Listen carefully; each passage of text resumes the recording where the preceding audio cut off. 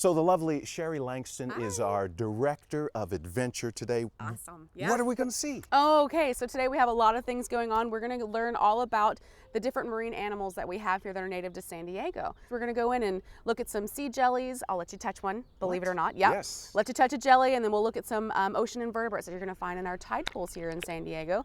And I'd like to go ahead and take you guys back and have you jump into our ray tank and I can do this. show some people the Stingrays Shuffle, because summer is coming and we really don't want people to get stung by these stingrays.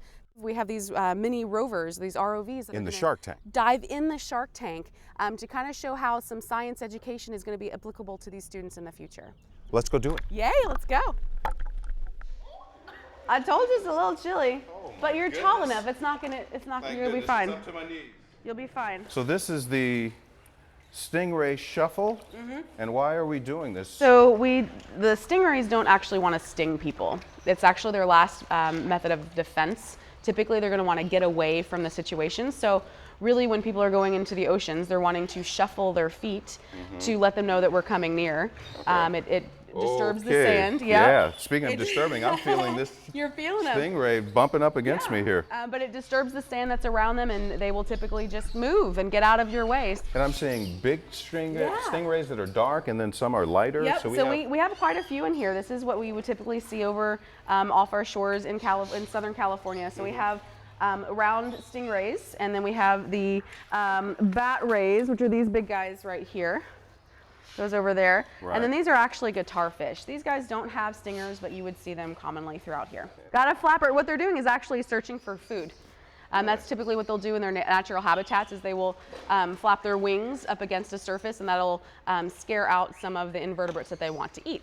So do you want to practice the shuffle with me? Yes, let's do the shuffle. So what we're going to do, and again, this is to protect the stingrays as well as to protect people. In the summertime, the stingrays are going to be in shallower, warmer waters. That's just where they'd like to hang out. Everybody likes to hang out at the beach, right? Yes, of course. And so what we're going to do is when we walk in the water, you shuffle your feet like this. Every day I'm shuffling. Why are these sharks important to our environment here? Absolutely. So all of the animals that you see here in our Shark and Ray experience are native to San Diego, that you'd find right here off the Southern California coastlines. These animals are unbelievably important to our ecology and our environment because they really keep our beaches and our oceans clean, believe it or not. How so? These guys are bottom feeders. They prefer to eat the dead, the dying, and the decaying. So they're taking out of the ocean animals that probably shouldn't be there any longer, or they're kind of like the trash man. They're cleaning up things for us. So that way we have these beautiful, beautiful, white, clean, sandy beaches here in San Diego. And we also have some kids here. Yeah. They're working with these remote. Yeah, so these are sea perches, or remotely operated vehicles, ROVs, that students here with the San Diego Science Alliance and the Sea Perch program they learn how to build these ROVs together, and then they get to dive them in a habitat that, do some real world applications and see how this science and technology can be applied out in the real world when they get a little bit older. And this really reflects what's coming out in Common Core and the next generation science standards as well. This is the approach that we're being told as educators to adopt, and it works for kids. Hands-on. Hands-on. So what's better, playing a video game or coming to the Living Coast? Coming to Living Coast. So Sherry, these are moon jellies. These Yeah. are other.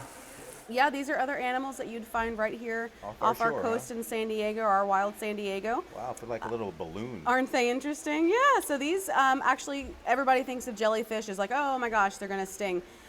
Moon jellies actually, they do sting, but we don't feel it through our skin. So it's safe to touch these. I would not recommend that people go and touch them on the beach, but we do have them up here at the Living Coast Discovery Center to kind of give people a little bit more of a hands-on interactive encounter.